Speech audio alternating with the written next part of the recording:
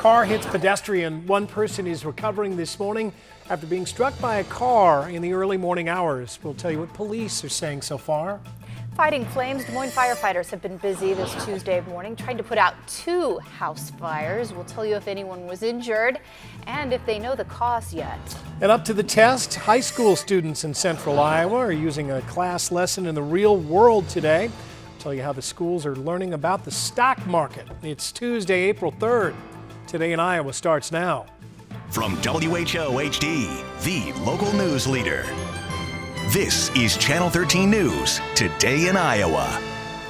All right, it's 6:33 on this Tuesday morning, and bundle up, I guess, is the advice that Jerry Ann is giving us this morning. And also be prepared for some rain, so you have to bundle up but also stay dry at the same time. Drink up. Drink up. Coffee and caffeinated beverages, because it's going to be hard not to look at this weather and not want to go back to bed. Drink a hot beverage this morning because it feels and looks like winter in parts of the state. And if you can stay put, do, because we do have some icy roads. We have some roads partially covered with snowfall already in Kossuth County, Highway 18. And we have some icy roads in between Carroll and Atlantic due to some freezing drizzle showing up. And that's where road temperatures are just a few degrees colder. This is distinctly the heaviest band of snow moving through right now. And this will continue to strengthen late morning, early afternoon and sit over the same areas throughout a majority of the day. So by 10 a.m. we are anticipating some snowfall around Carroll, Fort Dodge, more around Algona, stretching up around Iowa Falls throughout the day. Areas along and north of I-80 will see more snowflakes throughout the afternoon. We'll see some in the metro area, but more rain along the southern border of the state. And it looks like it's just going to get cold and windy, and it will be even colder at this time tomorrow. We have a wind advisory now in effect for areas along I-35 into the west. Still a winter weather advisory until 1 a.m. on Wednesday to say, hey, heads up, if you're traveling in this area, you will encounter icy roads and even some reduced visibility. The worst travel conditions will be in Kossuth County, and that's where a winter storm warning remains in effect, and that's where we're talking 6 inches plus. 30 degrees right now in Algona, 33 in Des Moines. Those couple degrees can make a big difference.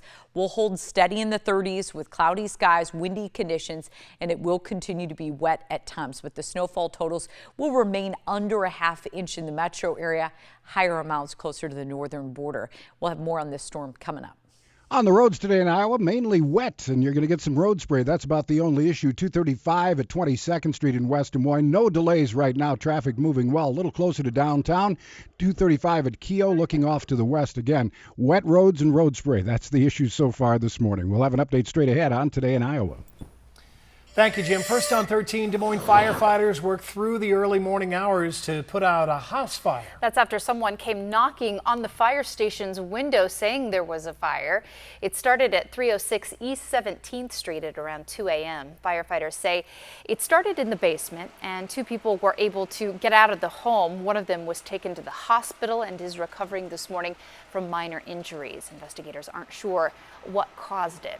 At around 4:30 a.m., the Des Moines Fire Department was called to the 2500 block of East Leach Avenue on reports of another house fire. Firefighters are still on the scene. They aren't sure whether anyone was in the home when the fire started. The cause is under investigation. The remnants of a massive fire have nearly disappeared on the north side of Des Moines. It was back in December that Plaza Lanes, the whole complex there, went up in flames and ultimately collapsed on camera, destroying 60 years of history.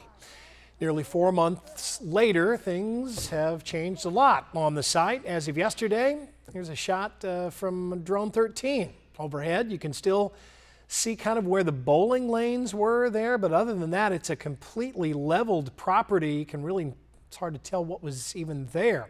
Now, the owners of the bowling alley have promised to rebuild better than ever, but they have not released any sort of timeline yet. The cause of the fire has still not been identified, but it has been ruled accidental.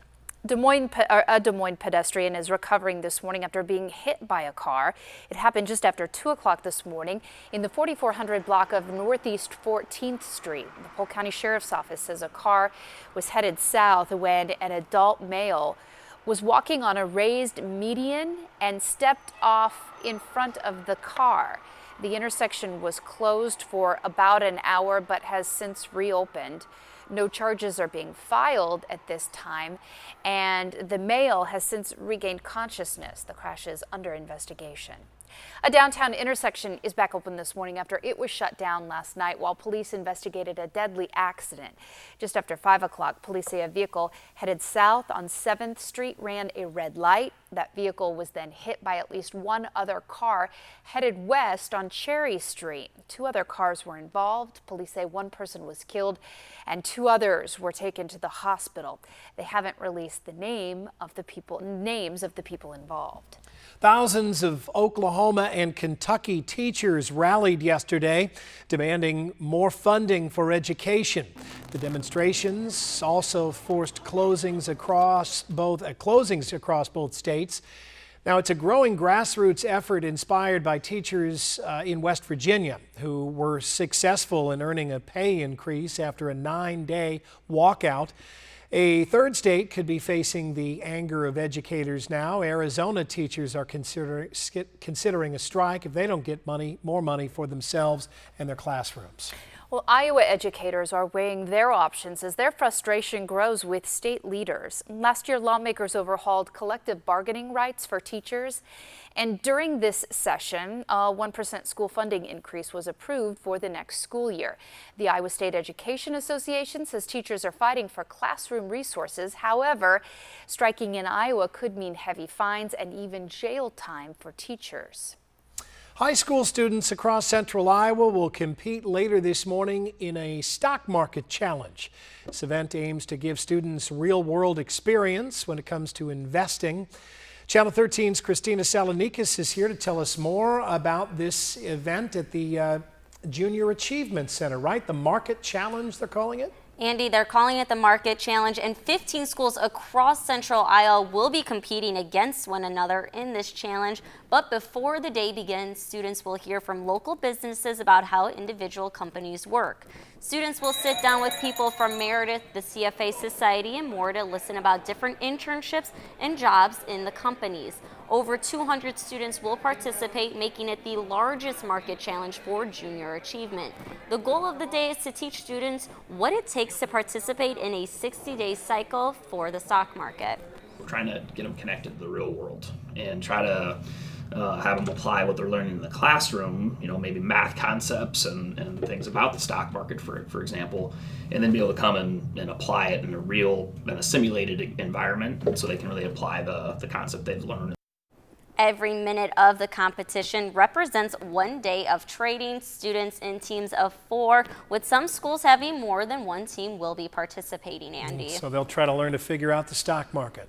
Yep, it's going to be a very fast-paced day for these high school students. All right, well, good luck to them. Maybe they can explain it to the rest of us. The experts don't even know what's going on with the stock market these days. So, yeah, maybe they have some fresh insight.